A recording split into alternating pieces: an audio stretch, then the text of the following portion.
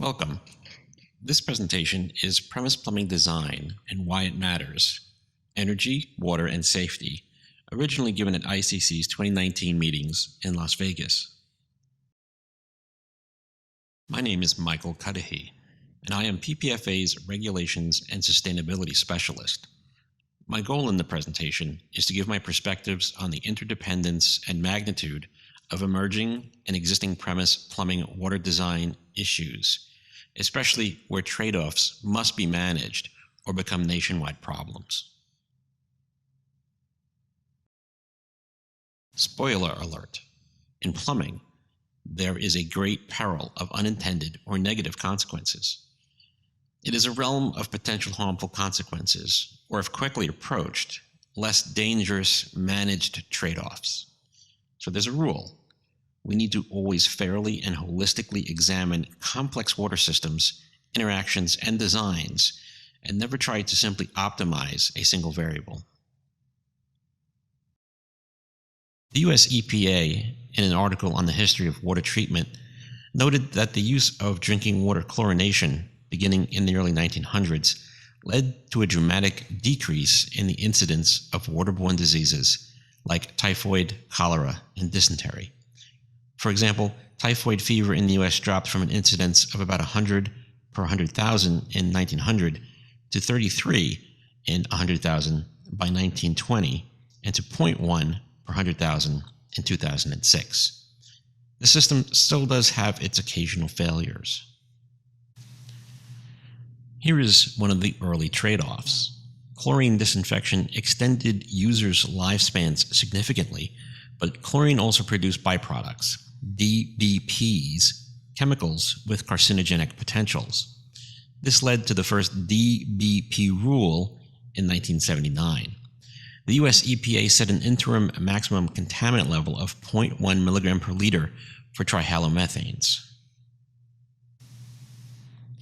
Other recent events include chloramine switches in DC that caused copper and lead issues, and lead and Legionella in places like Flint and Newark due to old lead infrastructure and changes in the water supply. These were just city-sized disasters. Changes to the model plumbing codes, or any code, is national. We need to approach these changes with caution. So what should we want codes, designers, and installers to accomplish at the building level?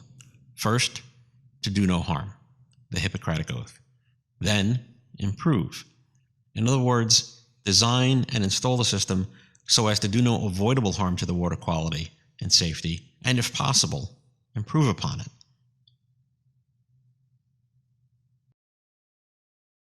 Many of us are familiar with the plumber protecting the nation's health. Somewhat amusing here is there's a bar of lead in the image. But now we're asking for additional and some think necessary tasks from our profession. These include water conservation, energy conservation, indoor water quality, pathogen and Legionella control, controlling erosion and corrosion products, controlling thermal hazard issues, and controlling disinfectant residuals through design. While all of the issues are interconnected, let's first look at design issues from the water conservation side, especially from green building. These listed systems use a lot of pipe to function, and much of it is plastic piping systems. They either get points or help a building meet its targets for both water and energy conservation.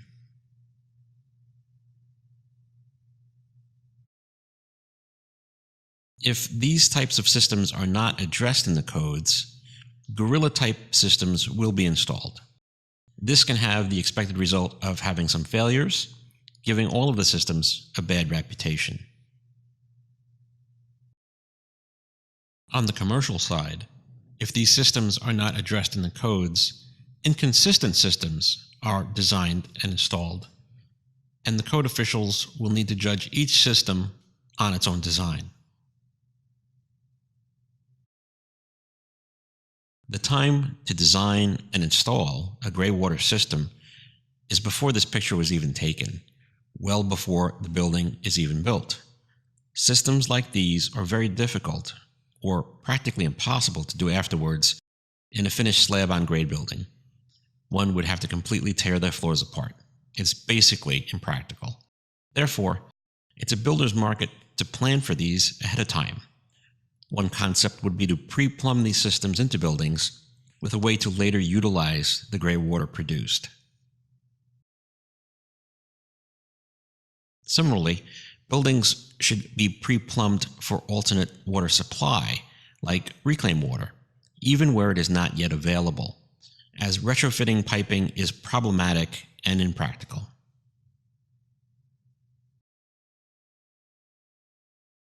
We have already had 30 years of fixture flow reductions, which is basically endpoint device conservation.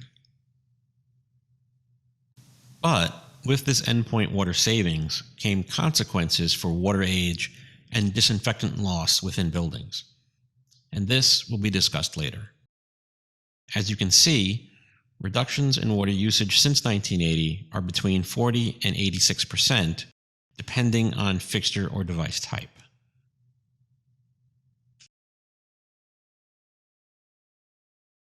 Now, for premise design issues for energy conservation, we are mainly discussing hot water delivery, conservation, energy, and upstream losses. Under the PPFA Trade Association, our industry did 2 life cycle analyses. They are publicly available on our webpage and are full of interesting details and phenomena. We decided to include the hot water use phase, which is a critical part of premise plumbing. Please visit us at ppfahome.org for a copy of the LCA. The first unexpected finding was that the use phase was 99.8% plus of the plumbing system's impacts. Not the pipe material or the manufacturing process, the hot water use phase. So where did thousands of pounds of solid waste come from, we asked. It's ash produced from the coal used to generate the electricity used to heat the water. The more the design wasted hot water, the more ash needed to be landfilled. Another question we had was, why is the medium-sized house more wasteful than the larger house? Why was the middle-sized home the worst performer in the LCA and not the larger-sized home? The use phase impacts of a hot water piping system were found to be both material and design dependent, and, quite frankly, mostly design. While PEX and CPVC were better choices for any layout, design was also obviously critical. Why? Poor design and layout waste. Not surprisingly, the medium house wasted 4 times the small home and about double the waste of the large home because the most used fixtures were the furthest away from the water heater. Reducing designed-in structural waste is important. It also breeds behavioral waste. If the user knows they have to wait for hot water to arrive, they develop bad water use habits, wasting even more water and energy. So why the large environmental impact of hot water? If you wanted to produce a gallon of hot water in 1 hour, you would heat a cold gallon of water with 180 watts of energy for 1 hour. That's the same energy as 3 regular 60-watt light bulbs running for 1 hour. We can convert that storage tank math into an instantaneous situation, as in an electrical tankless water heater delivering 1 gallon per minute, and it is 11 kilowatts of power demand. Does that check out? Yes, it does. How many light bulbs represent 11 kilowatts of power? 11 kilowatts of power is about 180 60-watt standard light bulbs. So running a single hot water fixture, even a water-conserving fixture, Normally, just a gallon a minute of hot water is equal to using the energy used to simultaneously power all 180 of these 60-watt light bulbs. Now you know why there aren't monster-sized electrical tankless heaters, and most are gas. The electrical demand and amperage would simply be too high. But wait, we are not supposed to use the old 60-watt incandescent bulbs any longer. So we switch them everywhere we can for LEDs. So, how many 6.5-watt LED bulbs is 1 gallon of hot water flow? Well, it's about 9 times more bulbs, so it's about 1,700 LED light bulbs.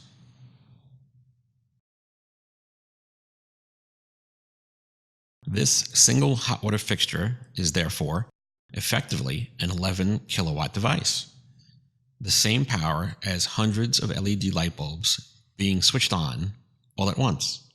Quite shocking. There are also upstream losses of water, and not just leaks in distribution. In this NREL report, consumptive water use for U.S. power production, the average was determined to be about 2 gallons of water evaporated per kilowatt hour consumed by the user, a surprisingly large amount. It varies very much from state to state because of how the power is produced. Somewhat surprisingly, hydroelectric plants consume 18 gallons per kilowatt hour. The national weighted average is, however, 2 gallons of evaporated water per kilowatt hour produced. That's pretty high. For an electrically powered water heater, the energy input used to heat just 1 gallon of water is therefore enough to require the evaporation of an average of over 1/3 of a gallon of water at the electrical generation power plant to cool their systems. 1 gallon per minute of hot water is really consumption of 1.3 gallons. So you also save water by conserving water. That saves power. That saves water. It's all an interconnected loop.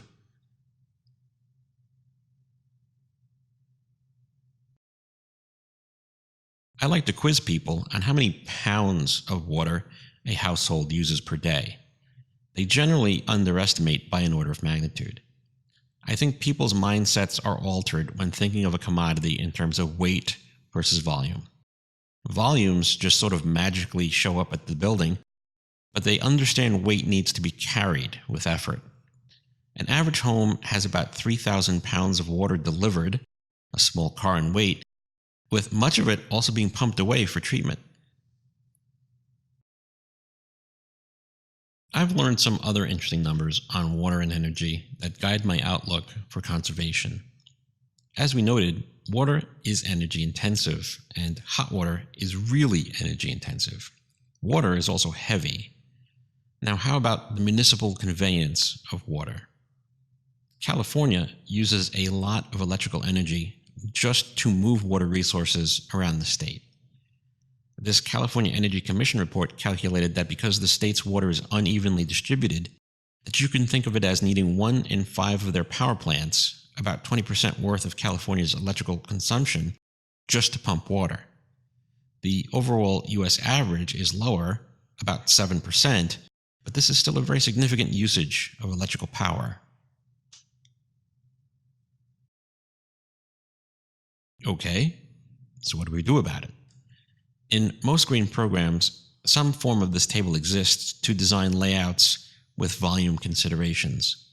Lead Homes has this, the National Green Building Standard. It's even in the plumbing codes. Find it and use it.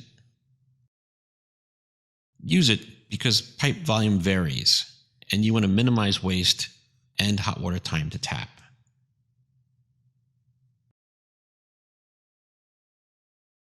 This is also being added to ASHRAE 189.1, a standard which will become the IGCC.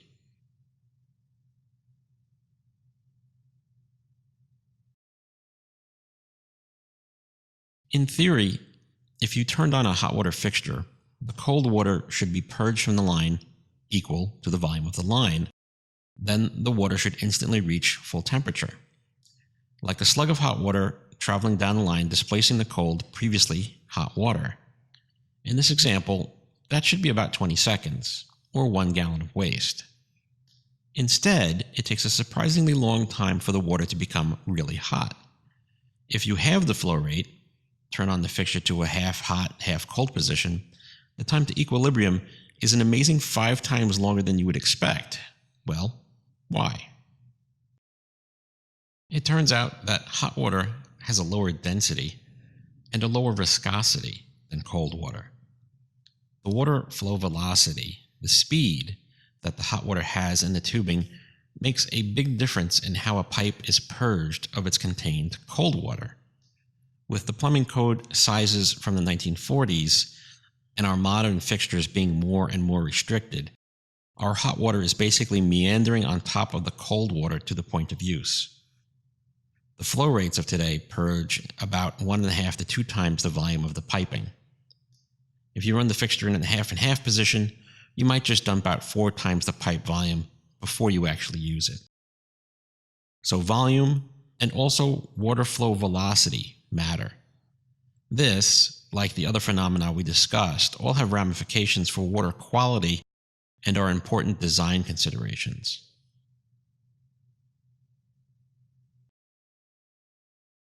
Finally, premise design issues for water quality and safety.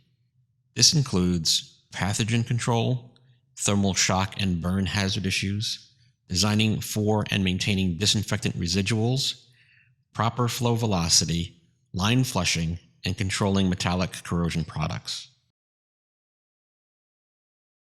Opportunistic premise plumbing pathogens found in building piping are not limited to Legionella. They are all types of pathogens. But the news today has focused on Legionella, which can cause a serious and frequently fatal form of pneumonia. The National Academies of Science, Engineering, and Medicine have recently published a compendium report on Legionella, and I encourage you to read it. The concern is over an increasing rate of detection of Legionella cases since 2000. The real impact could be much higher as compared with breakouts. Many individual cases are probably not detected.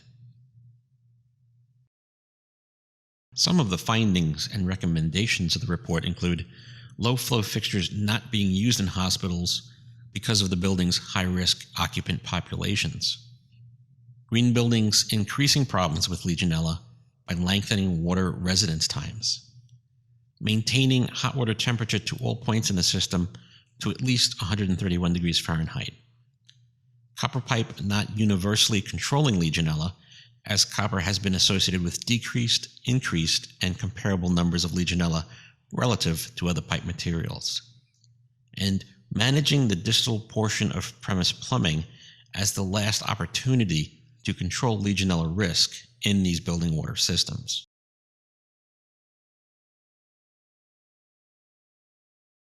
Here's another one of those important plumbing trade-offs. Do you maximize thermal burn safety or pathogen control? We do want you to keep your hot water hot and cold water cold to prevent growth. For example, here are a few simple water heater systems. A is a standard electrical tank run at 120 degrees to limit scalding potential. It has low potential, however, to control pathogens. It might even be breeding them if the bottom of the tank is under 120 degrees Fahrenheit. B represents a tankless heater, also run at 120 degrees Fahrenheit to limit scalding. It has no tank to breed pathogens, but also does nothing to control existing pathogens as the residual time is too short. System C has a single indirect heat exchanger that preheats the incoming water with the heated water. And by doing so, it achieves both goals: scalding control and pathogen control.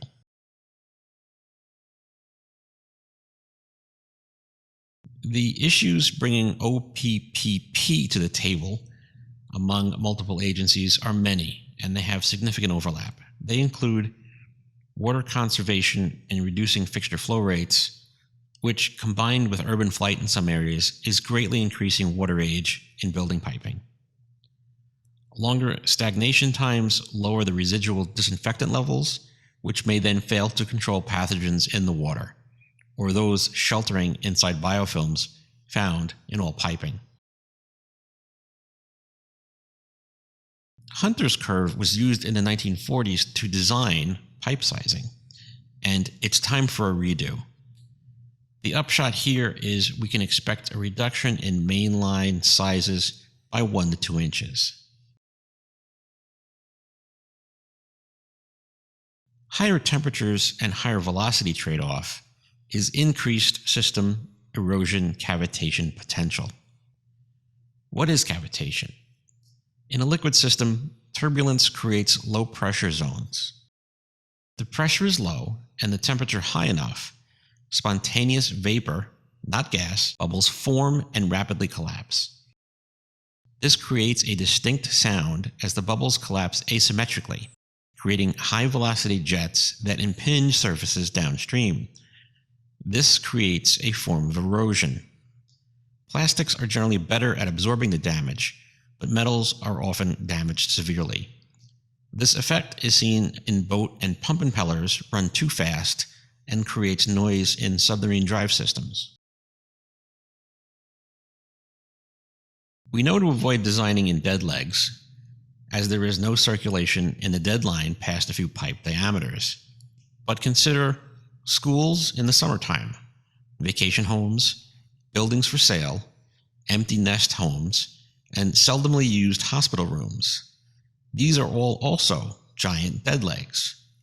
So can we design purge-ready plumbing that wastes minimal water if needed? Do you flush your home plumbing after a long trip? I do. Other standards to be aware of in this space include ASHRAE's 188.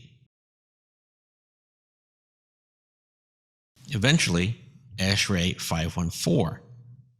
Originally initiated by NSF International as NSF 444, it is now being developed by ASHRAE and will consider all pathogens, thermal hazards, and chemical hazards in building plumbing systems.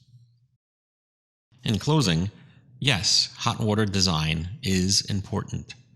Keep the volume lowest to the most used fixtures, and all of them, if possible, in both the pipe, any inline tanks, and devices. Keep the hot water hot. Use efficient tubing types and sizes to your code. Filling applications like washing machines are less important than use fixtures like shower heads and sinks. On-demand recirculation systems are available and work great too. Cold water design is important too. Fight stagnation on both the hot and cold water lines. Keep the cold water cool. Pathogens reproduce slower and disinfectants decay slower. Avoid designing in or installing any dead legs. Remember that all water loses disinfectant over time. That short runs and proper sizing do improve quality, especially if you are using lower flow fixtures. Is there a reason for designing in an efficient way to purge the water? Future work is important too. Resizing piping in the codes for true fixture consumption and increasing flow velocities. Holistic research and standards, such as ASHRAE 514. Watching for new technologies such as modern Wi-Fi connected leak detection units. These are just getting started. Check these systems out. On-site disinfectant systems and thermal cycling systems. Also, studying the impacts of sediment and biofilm and factors like velocity on water quality. Remember, this swaps out in 5 minutes. Structural problems and waste and water age are for the life of the building, so design it well.